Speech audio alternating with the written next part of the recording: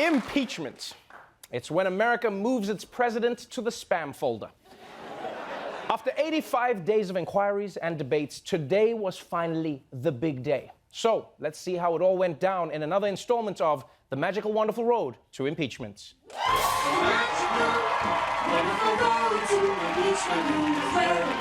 That's probably presidential harassment. Ever since the impeachment inquiry began back in September, there have been many days that have felt historic. The announcement, the testimonies, the day that Trump and Giuliani accidentally switched dentures and talked like each other the whole day. But as historic as those days were, today was the most historic of all. This Wednesday will long be remembered. President Trump set to become the third president in American history to be impeached. On this truly historic day, President Donald J. Trump is facing the harshest and rarest of rebukes by the United States House of Representatives. A day for the history books. This is a moment that will go down in history. This will be written about in the history books. This is going to go down in the history books. A day that'll go down in the history books. Trump must be miserable right now, because those are the two things he hates the most: history books and going down. And regardless of how you feel about impeachment, today is historic, because Trump is only the third president ever to be impeached. Yeah, they're gonna carve his face on impeachment Mount Rushmore, right? Which, just to be clear, will be appropriately located in the worst place imaginable, the Port Authority bathroom. That's where it is. So there's no doubt that impeachment will hurt Trump's legacy bigly. But it also seems like it's hurting his feelings. President Trump incensed, lashing out in a scathing 6-page letter to the House Speaker, calling the impeachment process outlined by the Constitution an illegal partisan attempted coup. He's just fired off a tweet. Can you believe that I will be impeached today by the radical left, do nothing Democrats, and I did nothing wrong, a terrible thing? Read the transcripts. This should never happen to another president again. Say a prayer. Yo, is it just me, or does it seem like Trump went through all the stages of grief in one tweet? It was like denial. I can't believe I'm getting impeached. Anger. I did nothing wrong. Depression. This is a terrible thing. Acceptance. I guess we can only pray.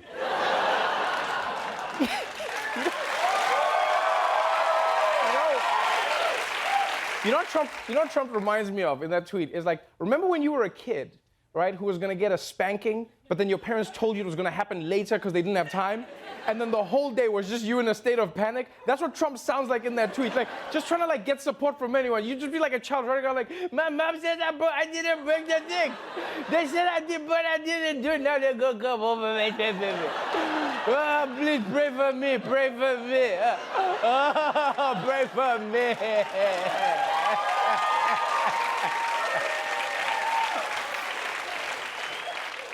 But as upset as Trump sounds, his Republican minions in the House seemed even more angry, because they spent the day on the floor of the House competing to see who could make impeachment sound the worst. History will not treat Democrats well. They'll be forever remembered as the Senator Joe McCarthy's of our time. On December 7th, 1941, a horrific act happened in the United States, and it's one that President Roosevelt said, this is a date that will live in infamy. Today, December the 18th, 2019, is another date that will live in infamy. When Jesus was falsely accused of treason, Pontius Pilate gave Jesus the opportunity to face his accusers. During that sham trial, Pontius Pilate afforded more rights to Jesus than the Democrats have afforded this president. Holy shit! Did these guys just compare impeachment to Pearl Harbor and what happened to Jesus? What, did they just Google bad things and then click, I'm feeling lucky? Is that what happened? First of all, people actually died at Pearl Harbor. No one's dying here, okay? And secondly, Jesus was tortured and then nailed to the cross. That is way worse than what's happening to Trump. And even if Trump was going to be put on the cross, he'd never carry it himself. He'd probably put it on the back of a golf cart, all right? It's just the same. It's not the same. It's not even close. So House Republicans spent the whole day being huge drama queens about impeachment. In fact, at one point, a Republican congressman from Ohio even held, and this is completely real, a moment of silence for the 63 million people who voted for Donald Trump. Which is kind of ironic because Donald Trump would never be able to hold a moment of silence for himself. Yeah, he'd just be like, let's have a moment of silence. Wow, this is the greatest moment of silence ever. Listen to how silent it is. So silent. No silence has ever sounded like this before. I can't believe how silent it is. So powerful. But even though so powerful, yo, we get it, yo. But even though this was a bad day for Republicans, that doesn't mean that Democrats were gloating. In fact, all day, they wanted everyone to know that this impeachment made them very, very sad. Madam Speaker, this is a sad day in U.S. history when we have to vote on articles of impeachment. It's a sad day. It's going to be a somber day around here. It's with profound sadness that I stand here today. We think this is a very serious and sad day. I was just talking to a Democratic congresswoman who's wearing a dark dress to show the somber nature of the day, the gravity of the day. It is tragic that the president's reckless actions make impeachment necessary. He gave us no choice.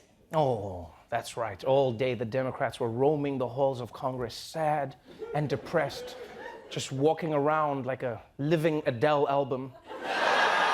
Hello, impeach. Anyway, for more on the mood in Washington, let's go to our senior impeachment correspondent, Michael Kosta, everybody.